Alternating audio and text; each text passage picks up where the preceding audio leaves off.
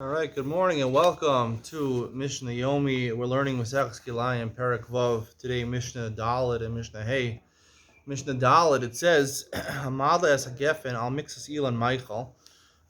He leans over a vine. Again, we're not talking about a kerem over here. It's a single vine over here, not an aris, which we said is when you have 5 vines and you tie them to a bagola. It could be also that is din of a kerem. This does not have a din of a kerem. Al mixus Elon Michael, and the vines lean on part of a fruit tree. As opposed to yesterday's din of the apiparios, where it's a lattice work, where it's considered like one thing, so therefore you can't bring another type of species planted underneath the whole apipriot, even though the vine only extends halfway through the apipriot. The lattice work here, the Eitz Michael is not batel. It's its own independent thing. It's not batel to the vines. Therefore, you can plant as long as it's not directly under the vine. If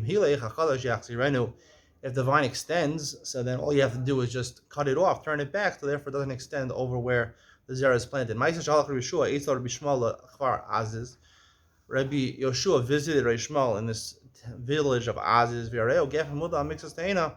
He showed him what's the halacha. He had this vine that was planted. It was leaning, hovering over half of a fig tree. Could I plant underneath this fig tree where the vines are not? He says mutter. Misham the base hamaganya. Then he brought him to a different place, maganya. V'hereo gefen shumuda mixes akora. But southern shall sikmo. Bo kora is harbe. Takas akora zu asr v'ashar mutter. He showed him. They say it's type of fig tree, different type of fig tree. It has very strong wood that you use to make beams. And the same story over here, right? That the geffen, the vine, was hovering over. It was attached to part of the sigma tree. Koros harbe is a machlokas over here between the Rishonim, right? The Yakin Boaz, I guess, says it's talking about even where the beams were cut off from the sigma tree, and now they're just beams of wood, and they're lying on the sigma tree. That's what he says. The Bogar's Harbor, he says, even that case, only underneath where the vine is usher, the rest is mutter. Other Rishonim, the Rambam, seems to indicate that it's talking about only where it's attached.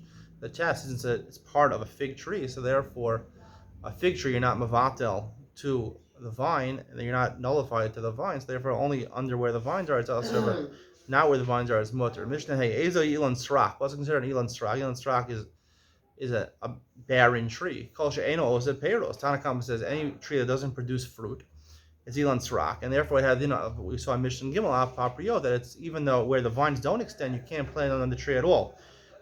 Meir Omer hakol ilan srak kusmin as I stand. He says even if it is a fruit bearing tree, if it's not an olive tree or a fig tree, you can't plant the whole thing. Yosi Omer kol she'en kamonot and sados shleimot rezu ilan srak. He is sort of like a middle sheet. He says that it's considered a fruit bearing tree if it's a type of fruit that you would plant a whole field out of it.